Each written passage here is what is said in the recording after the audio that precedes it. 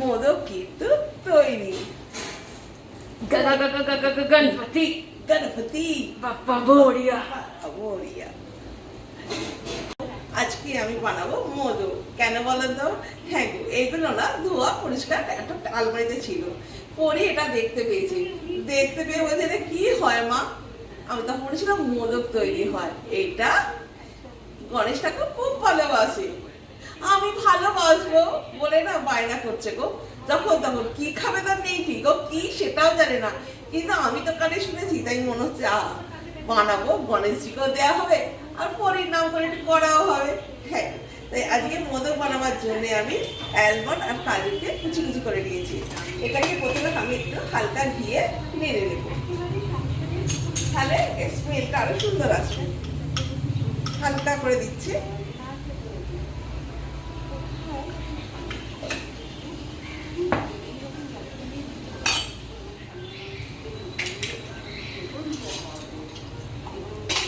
এটা একটু জাস্ট একটা ঘিয়ে ভেজে দেব। আমি এখানে এই কাপ অনুযায়ী 1 কাপ ভর্তি ভর্তি আটা নিয়েছি, আর হাফ কাপ অনুযায়ী এই কাপেরই মাপ অনুযায়ী হাফ কাপ চিনি নিয়েছি। চিনিটাকে আমি ডাস্ট করে নিয়েছি। এখানে আমি একটু ঘি দেব, ঘিটার পরিমাণটা একটু বেশি হবে। দেখো আমার চামচটা কিন্তু অনেক বড়, দেখা যাক কতখানি উঠেছে। চামচ অনুযায়ী প্রায় 2.5 চামচের কাছাকাছি ঘি আছে।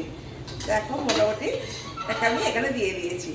এবার এই আটার মাপ অনুযায়ী যে আটাটা নিয়েছি আমি এখানে এটা দিয়ে দিচ্ছি।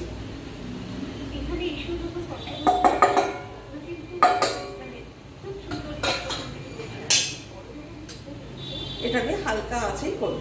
প্রথমে ভালো করে ভেজে নেব যাতে কোনো আটার গন্ধ না থাকে। এখানে ময়দাও নিতে পারো, আমি আটাই।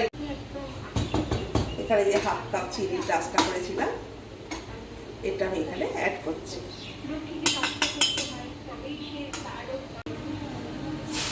1 কাপ দুধ, আমি আর 1 কাপ দেব।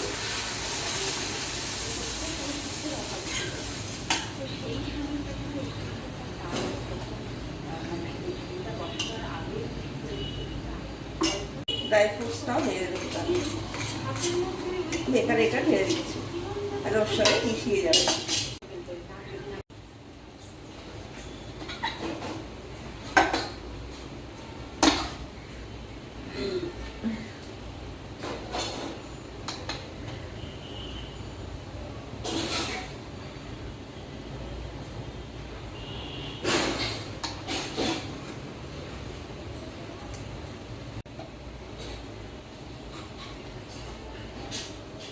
তোমরা কি জানো, পরি এটাও বলেছে শুধু ও একা না, গণেশ দাদা খাবে, গণেশ দাদার ইঁদুরকেও খেতে হবে।